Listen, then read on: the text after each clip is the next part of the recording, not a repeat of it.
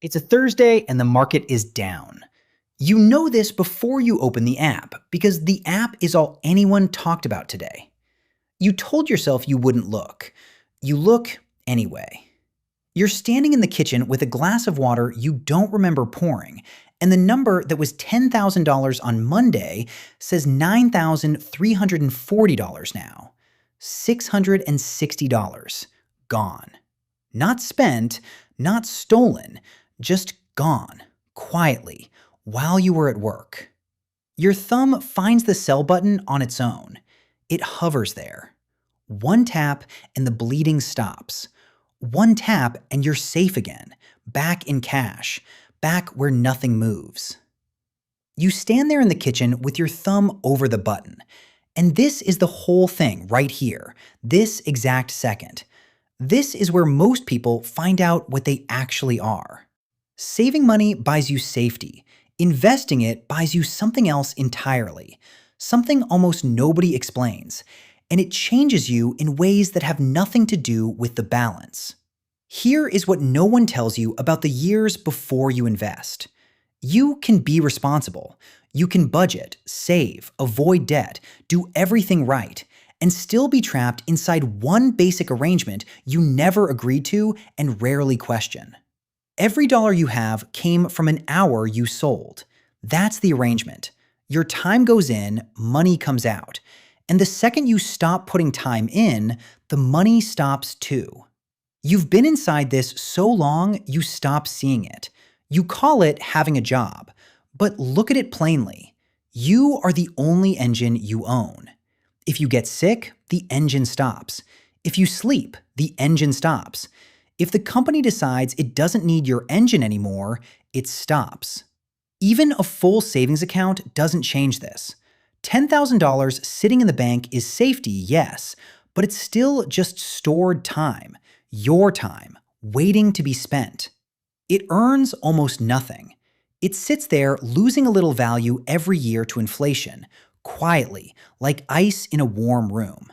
Safe is not the same as growing. And for your entire working life, everything you've had has depended on you personally showing up and trading the hours of your one life for it. Investing $10,000 doesn't end that arrangement overnight. Let's be honest about that. You still have a job Friday. But it does one specific thing that turns out to touch everything. For the first time, you own a piece of an engine that isn't you.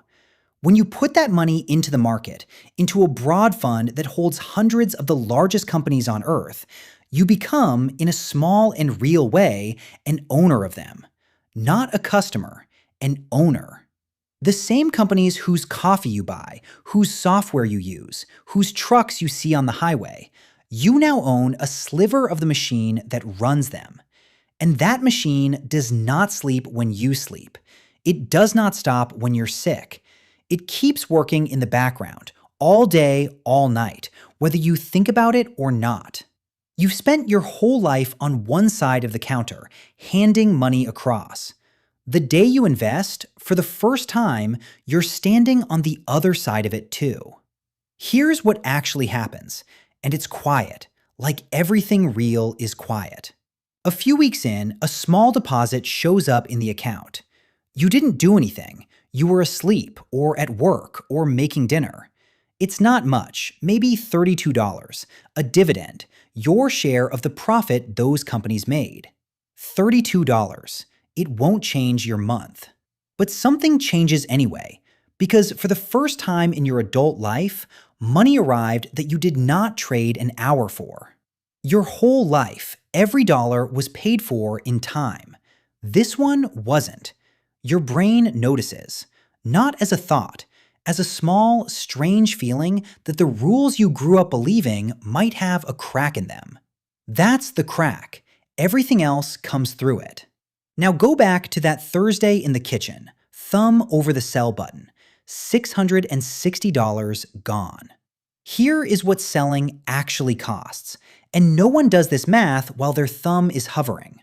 If you tap it, you don't just lock in the loss. You step off the machine.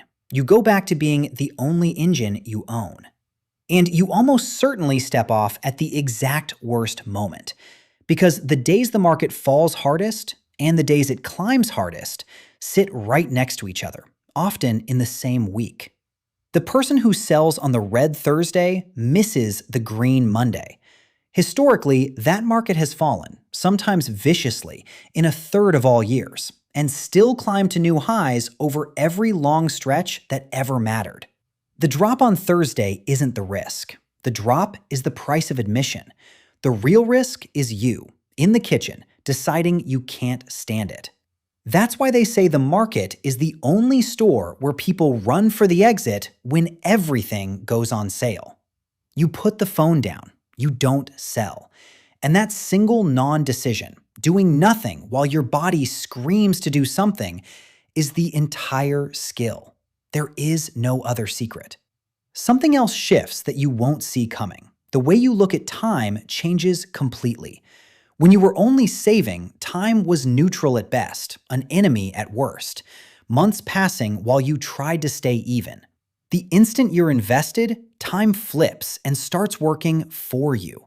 That $10,000 left completely alone in a broad market fund earning around 10% a year, the way that market has averaged for the better part of a century, roughly doubles about every 7 years. You do nothing. In 10 years, it's near 26,000. In 20, past 67,000. In 30, over 170,000. And you never added a dollar. Read that again. From one deposit of 10,000. The reason this feels like a trick is that nothing in your working life ever behaved this way. Your effort was always linear. 1 hour, 1 wage. Then the hour is gone and you need another. This is the first thing you've ever owned that grows on its own, faster the longer you leave it, feeding on itself. A saver watches the clock and feels behind. An owner watches the same clock and knows it's doing the work while he sleeps. Same clock, opposite lives. Then the world starts to look different. And this one surprises people. You begin seeing the economy through an owner's eyes instead of a spender's. You walk into a store, and it isn't just a place that takes your money anymore. It's a place you have a stake in. The ad that used to make you feel behind, like everyone had something you didn't, now reads differently because you understand you might own a piece of the company that made it. That its whole job is to convince people like the person you used to be to keep handing money across the counter. You stop being only the target of the machine and start being, quietly, part of it. That doesn't make you cynical. It makes you clear. You stop confusing the feeling of buying something with the fact of owning something. And those are opposite acts. Every dollar spent to look like you're doing well is a dollar that never got to become an owner working for you in the background. You start to feel the difference in your hand before you tap the card. Here's the part almost nobody mentions. Investing $10,000 quietly ends a certain kind of fear about the future and replaces it with something steadier. Before, the future was a wall. Retirement was a word that meant working until you couldn't, then hoping. You couldn't picture it because there was no mechanism. Nothing between you and the end of your ability to earn except more of your own dwindling hours. Now there's a mechanism. Small, early, unfinished, but real. You've seen with your own eyes, in your own account, in your own name, that money can grow without you feeding it every hour. And once you've seen it, you can't unsee it. The future stops being a wall and becomes a slope, one you're already standing on, already moving up, slowly, whether you think about it or not. That change in what the future looks like changes how you carry the present. You make decisions from a slightly longer horizon. You stop grabbing at things you'll regret because you can feel, for the first time, that there's a later worth saving for.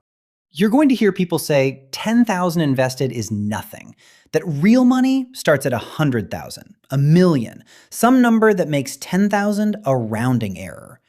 Don't let it in. They're not wrong about scale. At $10,000, you are not wealthy, not free, not finished. But they're missing what the number actually is. It isn't the destination. It's the proof, in real terms, with real money, that you can be an owner and not only a worker. Before this, some part of you didn't believe that was for you. Ownership, investing, the market, those were things other people did. People with more, people who understood something you didn't. $10,000 invested is the moment you find out there was never a secret. There was only the arrangement you'd been inside your whole life, trading time for money, and the quiet decision to finally own something that trades on your behalf instead. The people who go from 10,000 to 100,000 to more are almost never the smartest or the luckiest. They're the ones who put the phone down on the red Thursday and didn't step off the machine. That's it. That's the whole difference. One last thing, and it's uncomfortable, so stay with it.